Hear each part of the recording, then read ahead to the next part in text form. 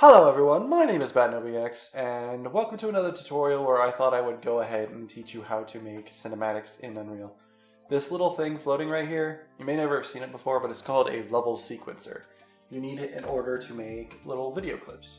And you can put those clips together in the master sequencer, which will be right up here. Go to master sequencer, or you can create them by going to add level sequencer. And once you go into master sequencer, you can go to create. We're not going to go through all these settings yet. So let's go ahead and create a new one. So create master sequencer, yes. So there we go. Every single one of these is a different sequencer put together to create a whole video. You can click right here to render, and we'll go into that here shortly. But first we need to go ahead and get our sequence started. So I'm going to use this camera because I've recorded this twice now and my audio messed up. So if we go into the sequence, I'm going to go ahead and show you what we created, and then we're going to go through how to create it. So let's go ahead and get all this out of the way. I don't know why I minimized the sequencer, we kind of need that.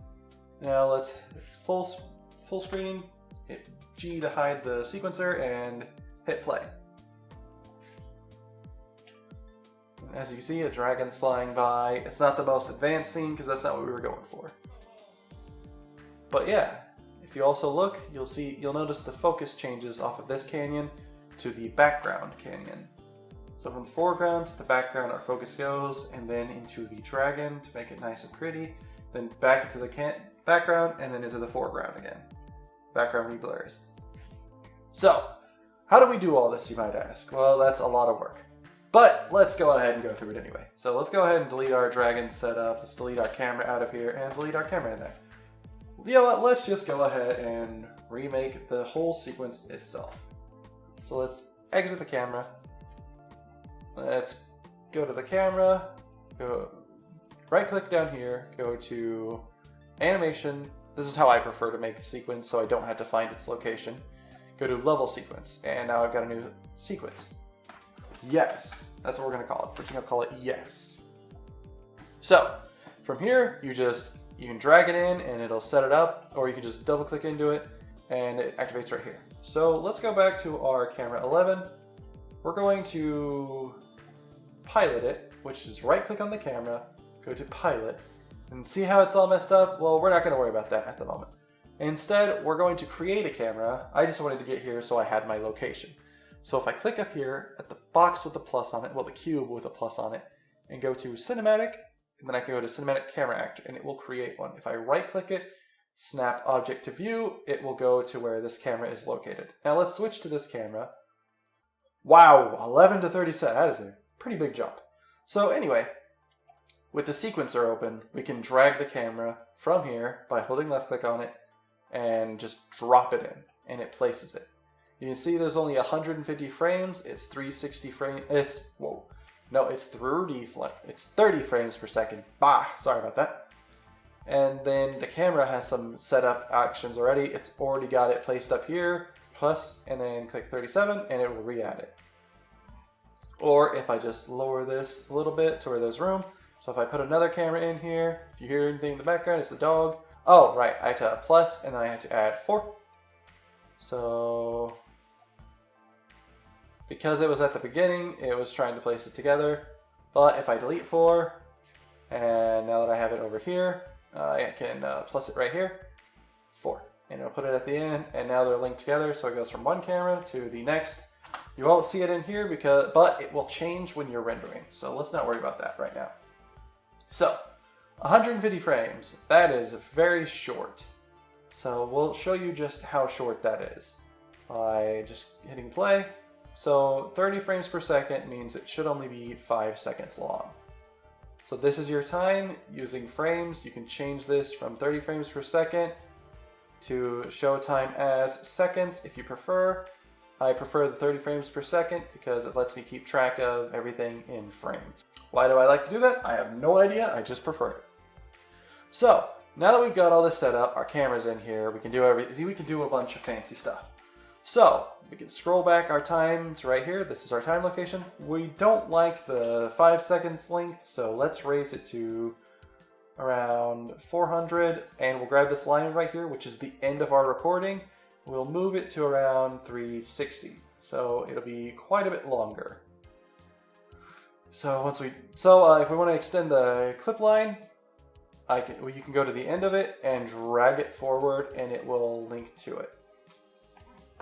So now that we've got that set up, let's go ahead and get to the stuff. So there's aperture, focal length, and focus distance. If you notice, there's not much difference between the foreground and background, but you can see some because of the nice little fog we've got set up.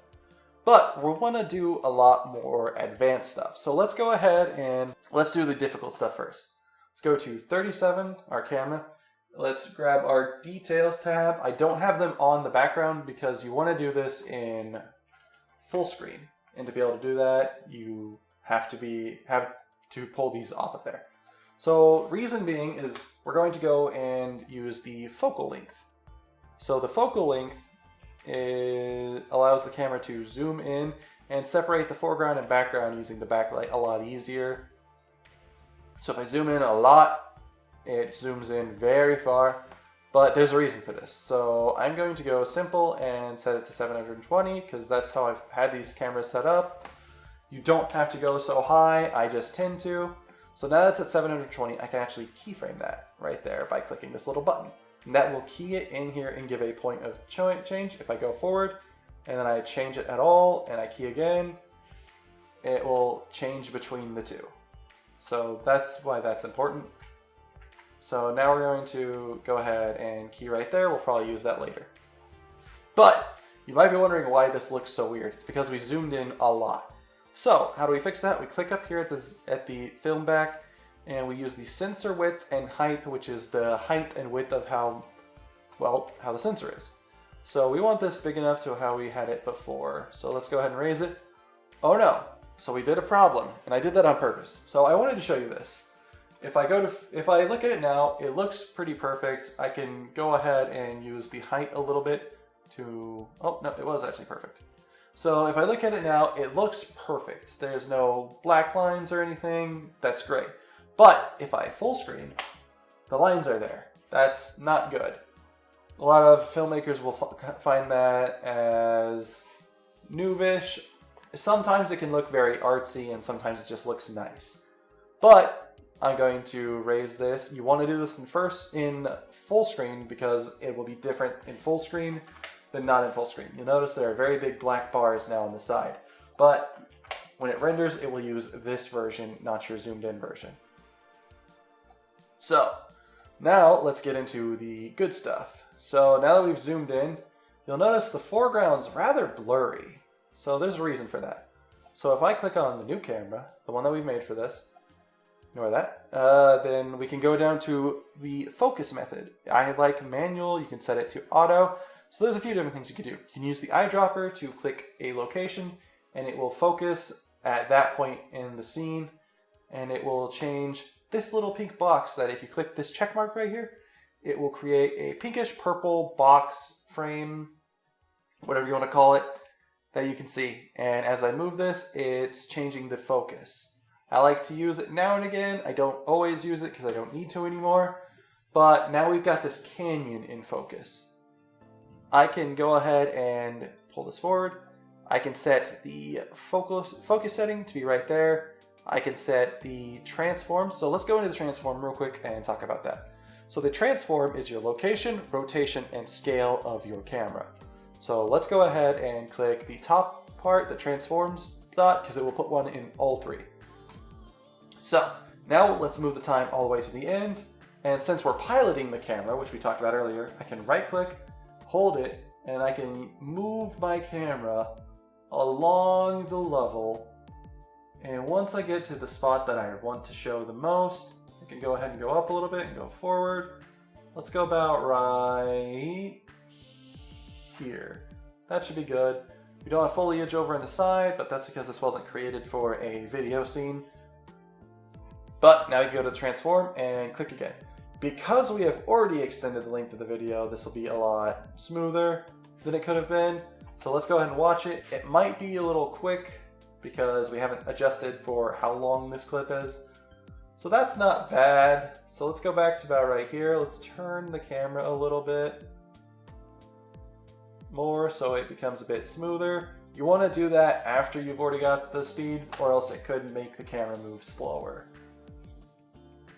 So there we go. Now it's a lot smoother, which is great. So there's a lot we can do with this shot, and I'll show you what we can do. So now that we've got the focus setting set up, let's go a little bit forward to where the canyon's passing, and we're going to hit a keyframe on the focus setting right here. We're going to go a little bit farther forward, and what we're going to do is we're going to go into the details. We're going to set the pink square. We're going to set it to the background mountain and uncheck, and now we're going to set a keyframe right there for the focus setting. So what this does is you'll watch right here, you'll watch this canyon get blurry. And now the background is in focus. Well, the canyon isn't blurry yet because we haven't messed with our aperture, which is our backlight. So the aperture works between which the aperture is right here or right here if you want to do it using the sequencer. So the big thing is it works between the f-stop, min and maximum, which is the control of the backlight.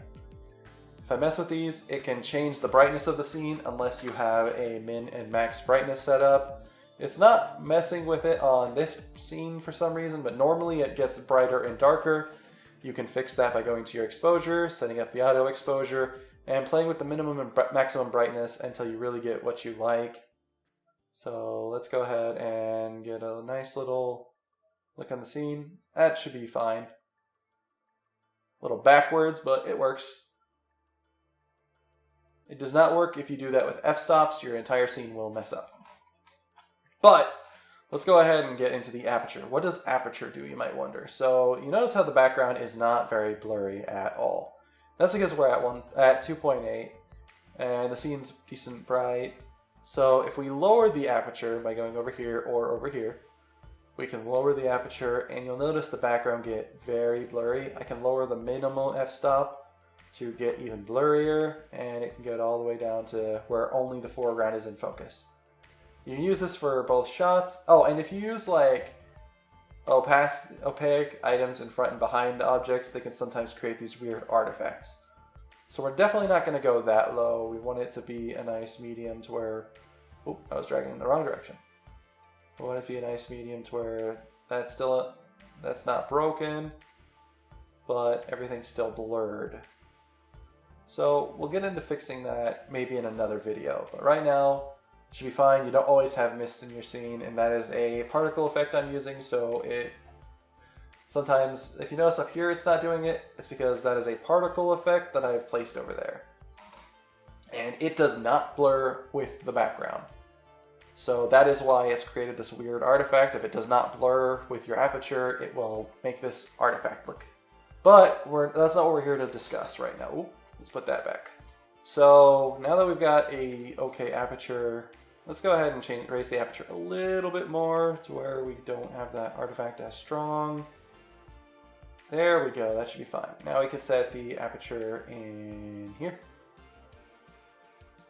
And as we go across, you'll see the scene get nice and blurry. Once it gets out here, I'm going to set another aperture. And I actually want to go a little bit farther forward and lower the aperture because I want it to get really blurry in the foreground. Now I'm going to key it. So once you see it right here, you'll watch the foreground get really blurry. So this tree is very blurry, this tree is very blurry. Once we get over here, we're going to go do the opposite. We're going to take the focal length and then we're going to go a little bit farther forward. We're going to go to about here so we can get a nice view of the canyon. Activate our little purple pink square. We can use that to get a focus on the canyons up close. And now we can set a frame right there. Oh, we didn't get our frame. But never fret. We can just go back here. Copy this. Go back up here. And we can paste it right there. And frame it. So now it will get closer, and I don't want it to start that late, so I'm going to go about right here. And we're gonna go ahead and turn that off, and we're gonna watch our video real quick, see where we're at. Now you'll see everything come together in the scene. The foreground gets blurry, the background gets in focus. Now the background starts getting blurry, and the foreground comes in focus. So that's very basic cinematic stuff without characters. Now we're going to go ahead and add a little dragon in. Mountain dragon, we'll just drop in the fly normal because that works kind of perfect. It's actually the animation I'm going to use, but I'll have to set it up in the little settings. So let's go ahead and get our little dragon. So I don't have to worry about fixing the camera. I could actually move around because once I move this, it'll fix it back in place. And now that we've got the dragon in the scene, let's go ahead and scroll up, or I can click right here, or I can hit R to scale it, and I'm going to scale it about that big because I want it to be very noticeable. Let's refine our dragon, which should be at the top on the outlier. Oh, the original dragon's still in here. Let's get rid of that one. Let's grab our new dragon and then slide them up here, turn them around. We want them to face to where they're heading. Angle them lightly, and now we want to drag them, like we did the camera, into the sequencer. Now they're in here, we can lock their transform, and that gets their scale. Because I already scaled them now they're nice and locked in. So I'm going to exit the camera while I set up this dragon, because I want this to look as good as I can get it. Now I'm going to pin the camera right there, because once you click on it, this little scene will show up down here, and you can pin it. You can actually watch your video from in there. So let's go ahead and find our little dragon then, because that's perfect actually. So let's take our little dragon and fly them across the scene. Get them to about right there. Let's lower them a bit and let's angle them a little bit. And we're actually going to tilt them as well. And then we're going to hit transform. And now as we go across, let's actually drag this to the very end because we want that to be our end shot. So let's go to the beginning and we'll watch it here. Once you click play, we'll hide this. You'll see the dragon swoop across the screen, which is great. We're actually going to do something a bit better. We're going to take the dragon and we're actually going to move them closer to the screen because we kind of want to get a nice view of the dragon. We're going to make him a little bit bigger. We're going to key it in. So if you see this, it has overlapped because they weren't directly on top of each other when I clicked the key. So I'll zoom in and I'll get rid of the, nope, that's the new size. No, wait, hold on. So no, this is the old size. And I want to take 3.9 whatever, Control C. And because I've rescaled the dragon, I have to go back to the beginning. And I want to click here, and I want to re-put in the new size on all three. And I'm going to hit the thing on scale, because that's all I need. And I'm going to move this back to the beginning, so it moves at the beginning of the video. So now we'll watch the dragon fly across with much better size. So the dragon's really nice and large. They're very static, but we got them to look at least decent for the video. So now we can go back to the end, drag this bar. So if we go on here and drag it in and out, I don't know if I showed this yet, but it zooms in and out on the time. Oh, we don't need this X right here. So now that we've got here, let's go ahead and turn them a bit more. So we kind of want it to look really nice. So let's get the transform, and we'll actually kind of turn them a opposite direction earlier on. Turn them about there, and we're going to transform. So now once we watch the video, it'll follow along the same path, but it will actually turn and such now, which gives it a bit more life. But now that we've got this done, we can kind of angle this part a bit more. So because the angle is a little bit off, the dragon looked a little weird, so there we go. We wanted to get a bit of a rotation started, so kind of more naturally angles into it. So we'll take this, and because it goes so low, we're actually going to lower it a little bit as well, and key that transform. So if you want to jump between your keys, You can click here, these little arrows will take you between them. So now that we've got that all set up, the dragon's in and they look nice. Let's go ahead and go to the end and angle them a little bit forward to kind of even this look out a bit. Because they kind of angle way too quickly. So there we go. Get the transform. So now the dragon looks very stale when it's moving because we don't have an animation on it. So now we're going to add an animation. So because this dragon has a skeleton that has set animations, I can set the fly normal animation right here, and I can put it at the beginning, and this is our little animation. It will only play to the end of this, and then it will just stagnate at the end of the animation, or whatever you have it set to on the level. So we gotta go back to the beginning, and drag at the end of it. Your mouse will turn into arrows. Let's go ahead and get our thing zoomed out, and we can go across to the end because this animation loops rather well. So if you notice right here, there's little lines that formed along it, and that is the end of the animation. Every time it hits that, it loops back to the beginning of the animation. So now that we've dragged it across, let's go ahead and watch our animation in full. Let's hit pilot. I don't know why I hit the sequencer. We need that. So let's pull it over. All I'm going to do is hit the play button that I showed you. I'm also going to save it, which is right here. Click save right there. Right there. Can't be too careful when you're saving, because you need to save often. It can crash pretty easily. So we're going to go back to the beginning of the time, and we're going to hit play and watch the whole animation from start to end. We got our focus. We've got the dragon flying by. Now it's animated. It's a little off on its angle, but we could fix that over time. But you notice we've got this nice, beautiful animation going. If we want, we can extend our time a little bit. Let's drag this in so you can see what I'm doing. I'm dragging the time a little bit. And I'm going to take the animation for the dragon, and I'm going to put it a little bit farther out. So that way the dragon doesn't come to a very slow stop at the end like it did. So we hit play. The dragon keeps going until the video is done.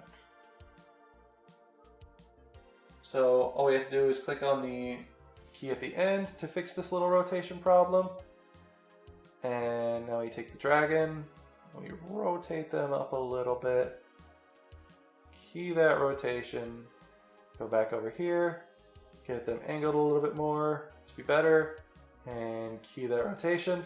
And that'll be the simple fix we have to do for the rotation. So now the dragon kind of just flies to its destination and it turns with its rotation setting. So there we go. That's how simple it is to make a nice little cinematic in Unreal. Going to save again, because save often is not a joke. So now how we get the video out is we hit this button right here, and we go into our render settings. Use custom frame rates and set it to 24 for film quality, 60 if you want it to look like a video game cinematic, which has no motion blur. The 24 has a bit, but it's really a lot more natural to have a little bit of motion blur, and it does do wonders for video. 60 looks good in some cases, but not all of them. Same goes for 24.